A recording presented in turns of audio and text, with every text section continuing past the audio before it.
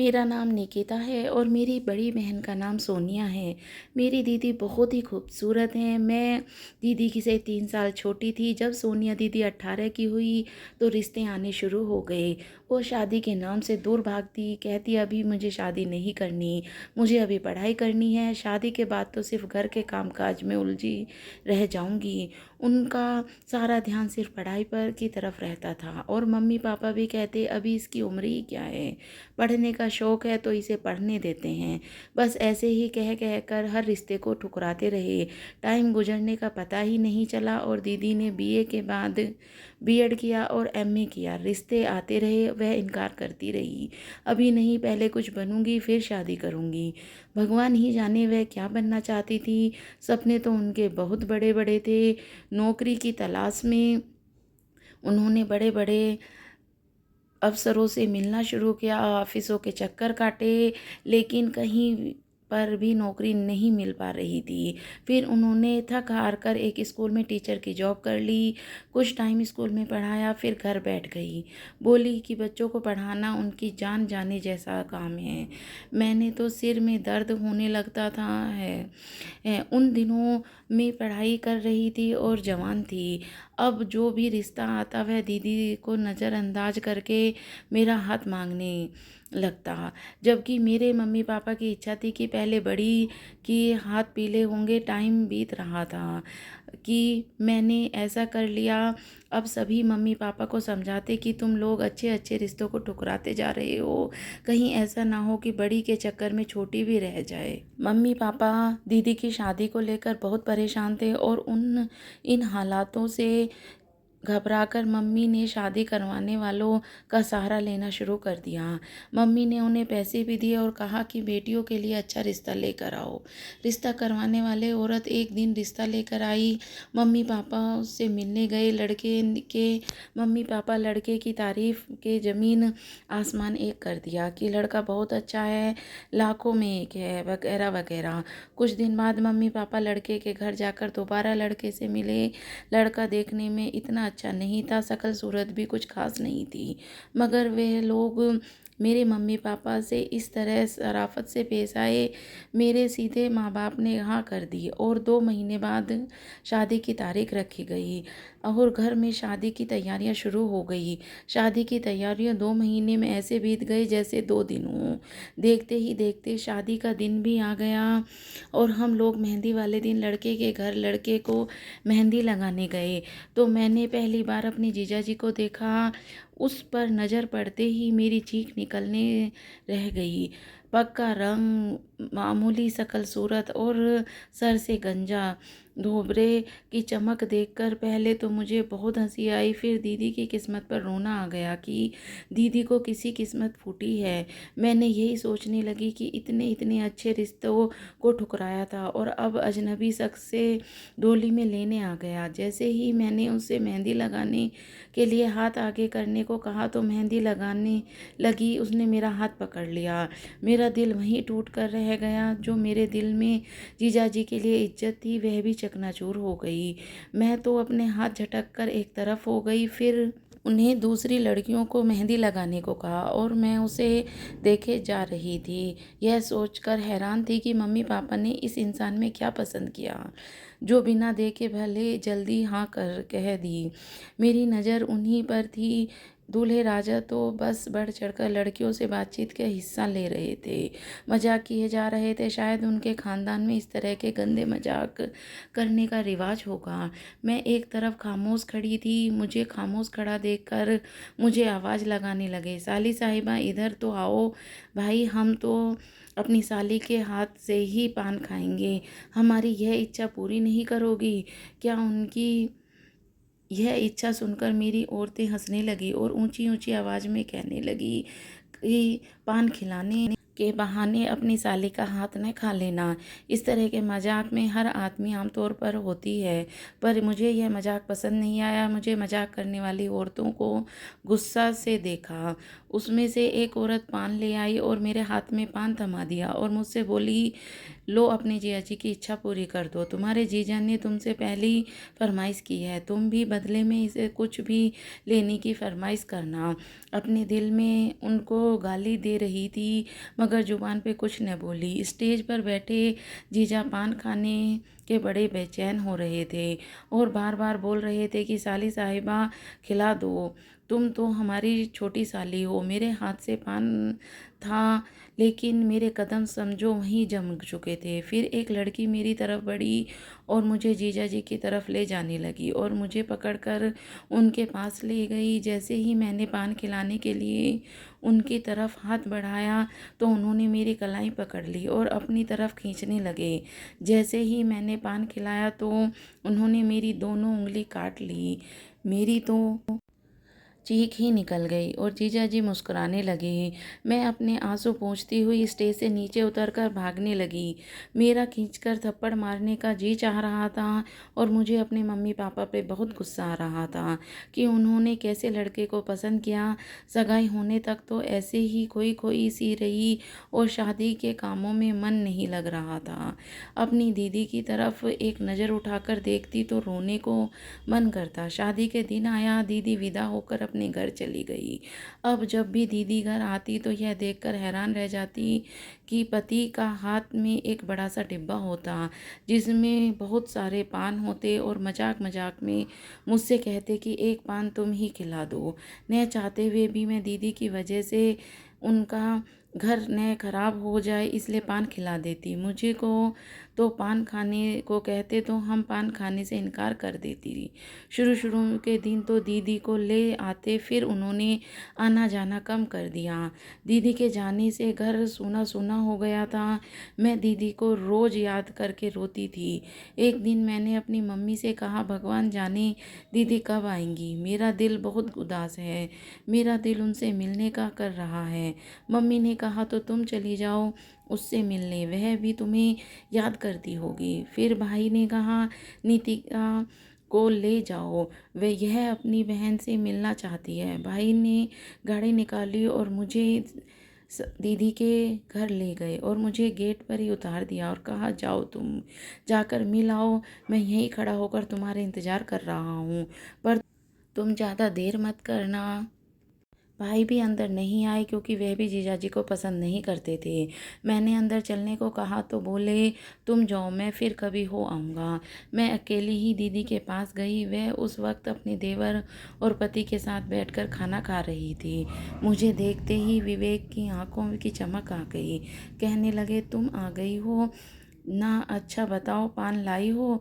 तुम्हें पता है ना कि हमें पान का शौक है, पान तो हम तुम्हारे हाथ से ही खाएंगे। और मैंने कोई जवाब नहीं दिया। मैंने सब्र का घूंट पी लिया और चुप ही रही। दीदी ने कहा, अच्छा हुआ निकिता तुम आ गई, तुम्हें बहुत याद आ रही थी।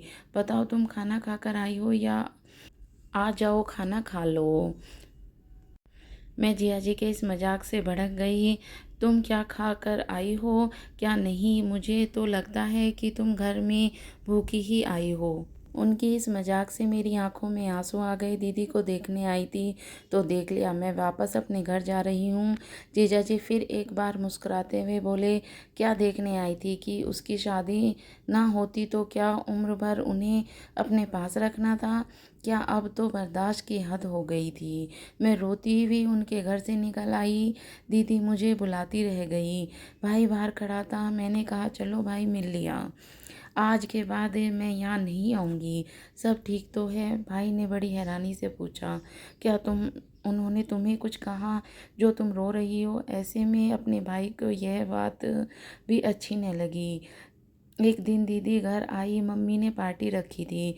खुश नज़र नहीं आ रही थी। मुझसे तो कुछ नहीं कहा, लेकिन न जाने अकेले में मम्मी से क्या कहा, मम्मी भी रोने लगी।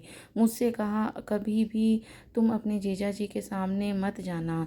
पर ऐसा क्यों? मम्मी ने सवाल किया। दीदी ने जवाब दिया कि लड़की मुझे बिल्कुल अच्छी नहीं लगती, बहुत खूबसूरत है और बदतमीज़ भी। मुझे एकदम से यह सुनकर गुस्सा आ गया। बदतमीज़ और बदसूरत तो वो खुद हैं। मैंने आगे बढ़कर जवाब दिया, अब के बाद जब भी दीदी घर आती हैं तो पति उनके साथ आते, कुछ ही देर बाद उन्हें वापस ले जाते। मुझे लगता कि दीदी विवेक के साथ शादी में खुश नहीं हैं, मम्मी पापा की इज्जत की खातिर निभा रही हैं। अब तो मम्मी पापा भी उदास रहने लगे कि एक दिन जब उन्हें वजह पूछी तो मम्मी बोली, विवेक बहुत कंजूस हैं, सोनिया के जेब खर्चे के लिए पैसे भी नहीं देता, पैसे पैसे को मोहताज रखता है। वह जब भी घर आती है तो कुछ न कुछ पैसे उसके पर्स में डाल देती हूँ। दरअसल तुम्हारे जीजा जी की तनख्वाह ज़्यादा नहीं है, उन्होंने हमसे झूठ बोला था कि अफसर है। यह एक अफसर नहीं बल्कि एक नौकर है, और जिस कोठी में वह रहते हैं वह कोठी उनके चाचा की है। इस बात पर मेरा दिल बुरी तरह से टूट गया, पर अब क्या हो सकता था। अब पूछताछ क्या हो, जब चिड़िया चुग गई खेत। मम्मी पापा को अब दुख होता कि जब सोनिया के अच्छे अच्छे रिश्ते आते थे तो हम ठुकराते रहते, और विवेक का रिश्ता एक बार में ही ले लिया, अच्छी तरह से किसी से पूछताछ भी नहीं की, बस उस रिश्ता करवाने वाली औरत की बातों में आ गए। उसकी बात सच समझ ली और एकदम झूठ थी। उधर विवेक आए और बहुत परेशान थे। उन्हें अपने ससुर से यानी मेरे पापा से कहा कि मेरे चाचा जी वापस आ रहे हैं, कोठी खाली करने का हुक्म दिया है। पापा ने कहा कि तुम्हारा काम है, मैं इसमें कुछ नहीं कर सकता, प्लीज़ आप मेरे लिए कुछ मदद करें। मेरे पापा ने उन्हें दिलासा दिया और पुराना मकान उन्हें रहने को दे दिया, किराए पर दिया हुआ था। वक्त गुजरता रहा और मेरी दीदी को भगवान ने शादी के 2 साल बाद एक बेटा दिया और बेटी भी हो गई। 2 बच्चों में माँ बन चुकी थी, पर विवेक को कहीं रहने का इंतज़ाम न हो सका। अब विवेक ने नौकरी भी छोड़ दी थी, और पापा से कहा, सोनिया और बच्चों के आप कुछ दिन अपने पास रखें, मैं विदेश जा रहा हूँ। वहाँ मुझे एक अच्छी नौकरी मिल गई है। एक छोटी सी नौकरी में क्या रखा है, आदमी अपना घर खर्च भी नहीं निकाल सकता। पापा बेचारे क्या कहते, मजबूरन अपनी बेटी और बच्चों को अपने घर ले आए। जीजा जी विदेश चले गए, वहाँ जाकर किस्मत ने उनका साथ दिया और बहुत सारा पैसा कमा लिया और देश वापस आ गए। वहाँ आकर उन्होंने अपना फ्लैट खरीदा और बना लिया।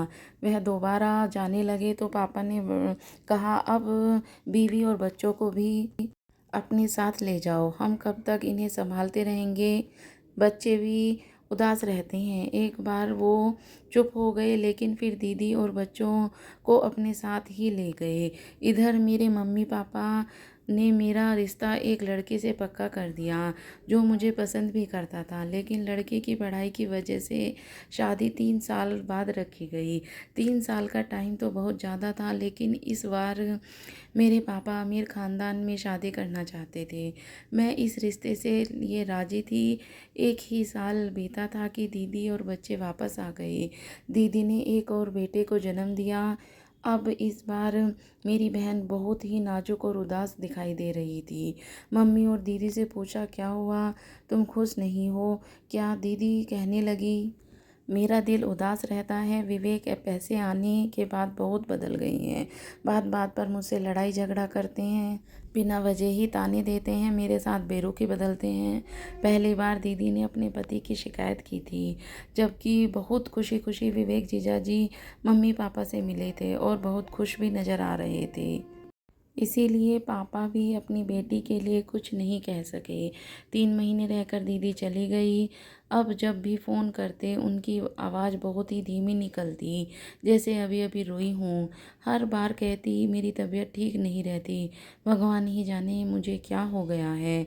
मेरा दम घुटने लगा, मैं सही से सांस भी नहीं ले पाती। मम्मी ने विवेक जीजा जी से बात की तो उन्होंने कहा, कई डॉक्टरों को दिखाया, इसका इलाज चल रहा है, दवाई भी अपने हाथों से ही खिलाता हूँ, मगर कोई फ़ायदा नहीं हो रहा। डॉक्टरों ने कुछ समझ नहीं आ रहा क्या बीमारी है, लेकिन आप लोग फिक्र न करें, भगवान जो चाहता है ठीक ही है। लेकिन दीदी ठीक नहीं हो पा रही थी। इस बार आई तो एकदम सूखी हो चुकी थी, हड्डियों का ढांचा दिख रहा था और आंखों के नीचे गड्ढे भी हो रहे थे। बस छुप छुप कर रोती रहती, मेरे पूछने पर कुछ नहीं बताती। मम्मी ने कहा, अब मैं इसे विवेक के साथ नहीं जाने दूंगी, कुछ टाइम के लिए अपने पास ही रख लूँगी, खुद ही इलाज करवाऊंगी, तो विवेक जीजाजी भी नहीं गए। जीजाजी ने खुद डॉक्टर के पास लेकर जाते और खुद ही दवाइयाँ खिलाते थे। एक दिन अचानक दीदी की तबीयत बहुत ख़राब हो गई। उन्हें हिचकी आने लगी और देखते ही देखते भगवान को प्यारी हो गई। हमारे घर तो जैसे कयामत ही टूट पड़ी। उसके 3 बच्चे भी थे जो रो रो कर अपनी माँ को पुकारते थे। यह देखकर हम सब बहुत रोते, क्या हो गया है। 1 महीने ना हुआ, विवेक जीजाजी ने वापस जाने की ठान ली और मम्मी से कहा, फ़िलहाल के लिए आप बच्चों को अपने पास रख लें, जैसे ही अच्छा सा रिश्ता मिलेगा मैं शादी कर लूँगा। आखिर माँ के बिना बच्चे कैसे रह सकते हैं, इसके लिए दूसरी माँ आते ही मैं अपने बच्चों को अपने साथ ले जाऊँगा। इस बात पर मम्मी रोने लगी तो विवेक जीजाजी कहने लगे, अगर आपको यह बात मंजूर नहीं तो निकिता के साथ मेरी शादी करा दें। बच्चे सौतेली माँ के साथ रहने से बच जाएंगे। यह सुनकर मेरी तो जान ही निकल गई। वह इंसान जिस इंसान से मैं पहले दिन से ही नफ़रत करती थी, अब वह मेरी शादी करने की जिद कर रहा था। मैं रो रो कर अपनी जान देने के लिए तैयार थी। मेरा रिश्ता तो पहले ही एक अच्छे लड़के से पक्का था, तो मैं भी उस लड़के को पसंद करने लगी थी। हम सब के लिए इम्तिहान की घड़ी थी और बच्चों की खातिर मम्मी पापा ने दिल पर पत्थर रखकर एक फ़ैसला किया और मेरे सामने हाथ जोड़कर सर झुकाए बैठे थे और कह रहे थे कि सोनिया के बच्चे हम किसी और के हाथों में नहीं दे सकते और बच्चों की जुदाई भी हम बर्दाश्त नहीं कर सकते। पापा ने अपना फ़ैसला सुना दिया कि विवेक से शादी निकिता को कर देते हैं ताकि हमारी नाती सुरक्षित रहे और मैं उन लड़के वालों को खुद ही संभाल लूँगा। अब हमारी मजबूरी है और हम मजबूरी में यह रिश्ता तोड़ रहे हैं। मेरे ऊपर तो पहाड़ टूट गया, मैंने साफ साफ इनकार कर दिया, लेकिन मेरे मम्मी पापा की तरह तरह के वास्ते देकर मुझे मजबूर कर दिया। जब विवेक से शादी हुई तो मुझे मेरा मंगेतर बहुत याद आया। इतना रोई कि रोते रोते गले में सांस अटक गई। लेकिन जो भी होता है किस्मत के लिए लिखे को कोई नहीं मिटा सकता। विवेक से शादी के बाद अब मैं 3 बच्चों की माँ बन चुकी थी। जिस इंसान से मुझे इतनी नफ़रत थी, आज मैं उसके बच्चों को रोज़ रात को अपने सीने से लगाकर सुलाती थी। वह अपनी को याद कर बहुत रोते थे और यह भी प्यारी बहन के दिल के टुकड़े थे, उसको कैसे ना अपने दिल से लगाती। भगवान की मार समझकर मैंने आप को शांत कर लिया। बच्चों के खातिर उसके बाप को बर्दाश्त किया। अब वह रोज़ पान लेकर आते और मेरे हाथों से खाते। जब मैं उन्हें पान खिलाती तो मेरे दिल में एक तरफ से जल जला सा जाता। जब मैं एक दिन उनके मुंह में पान रखा तो विवेक को ऐसी बात कही जो मेरा रोम रोम भी उससे नफ़रत करता और मेरा दिल उसे बद्दुआ दे रहा था। उसने कहा कि तुम जानती हो, पहले ही दिन से मेहंदी की रस्म में मैंने तुम्हें देखा तो भगवान से हाथ जोड़कर विनती की कि भगवान ये मेरी बीवी बन जाए। वो शादी के बाद मर गई और साले को अपनी दुल्हन बनाकर मैं अपने घर ले आऊँ, और भगवान ने मेरी विनती सुन ली। देखो आज वह मर गई और तुम मेरी बीवी बन गई हो। मुझे कुछ दिन बाद यह भी बताया कि मैंने तुम्हारी बहन से शादी की पहली रात ही बता दिया था कि तुम्हारी छोटी बहन पहले ही नज़र में मुझे पसंद आ गई है और मुझे उससे प्यार हो गया है। और मैंने उससे यह भी कहा था, पर मैं तुम्हें तलाक देकर उससे शादी नहीं कर सकता। भगवान करे कि तुम जल्दी मर जाओ ताकि मैं उसे अपने दिल की रानी बना सकूं। काश विवेक की यह बात सुनने से पहले मैं मर जाती और मेरी बहन जिंदा रहती, बच्चों को पालती और खुशियाँ देकर। आज मैं उसी विवेक की बीवी हूँ जिससे मैं इतनी नफ़रत करती हूँ। लेकिन दीदी के बच्चों ने मुझे बहुत प्यार है, यह सोचकर कि बच्चे हैं, बच्चे को पिता के साथ बड़े ही प्यार से बात करती। यह मेरा दिल ही जानता है कि मेरे दिल में क्या है। शादी वाले दिन ही यह इरादा कर लिया कि वह मेरी बीवी को बहन से शादी करेगा और यह बात वह अपनी बीवी से कहकर दीदी को बहुत परेशान करता था। दीदी उसके साथ कैसे कैसे खुश रह सकती थी। सोचती हूँ इस आदमी के साथ खुशियों भरी ज़िंदगी कैसे गुजरेगी जा सकती है। अपनी बेरुखी से दीदी को सताया होगा कि वह बीमार रहने लगी। फिर न जाने कैसी वो दवाइयाँ खिलाई जो वह अपनी ज़िंदगी से ही जंग हार गई। अब तो यह सब मेरे दिल से कभी भी नहीं जाएगा। मैं किसी से अपना दिल की बात भी नहीं कह सकती थी। औरत का नाम ही मजबूरी है। मर्द तो आखिर मर्द होता है और पति कैसा भी हो घर का ताज ही रहता है। इसीलिए भगवान से दुआ करना कि औरत का फ़र्ज होता है। लेकिन विवेक से लिए मेरे दिल में हमेशा बद्दुआ ही निकली। भगवान से प्रार्थना करती थी कि इसको इसके किए की सज़ा जल्दी ही मिल जाए। अभी 1 साल ही बीता था कि विवेक के पान खाने की वजह से कैंसर हो गया था। वह बिस्तर पर पड़ गया। बहुत इलाज होने के बाद भी वह बच न सका। आखिरी सांसों में उन्होंने मम्मी पापा को बुलाया और हम सबसे माफ़ी मांगी और कहा कि यह सब कुछ उन्हें उसके किए की सज़ा मिल रही है। अब हम क्या कर सकते थे। मेरी बहन तो वापस नहीं आ सकती थी। मेरे मम्मी पापा ने उसे माफ़ कर दिया और कहा कि भगवान तुम्हें तुम्हारे किए की सज़ा दी है। विवेक की मौत के बाद कुछ समय बीता और फिर एक बार राज के घर वाले मेरे घर आए और अपने बेटे के लिए रिश्ता मांगा। और राज ने मम्मी पापा से भी मुझे बच्चों के साथ बहू के रूप में स्वीकार किया और मेरी मम्मी पापा ने हाँ कर दी। आखिर इतना सब कुछ होने के बाद मेरी शादी राज से हो गई। अब इस बात को 2 साल बीत गए हैं। भगवान ने हमें एक बेटा भी दिया है। आज राज और मैं अपने बच्चों के साथ एक अच्छी ज़िंदगी जी रहे हैं। तो दोस्तों हम आपको ये कहानी क्या सीख मिलती है कि हमें कभी भी किसी के साथ बुरा नहीं करना चाहिए।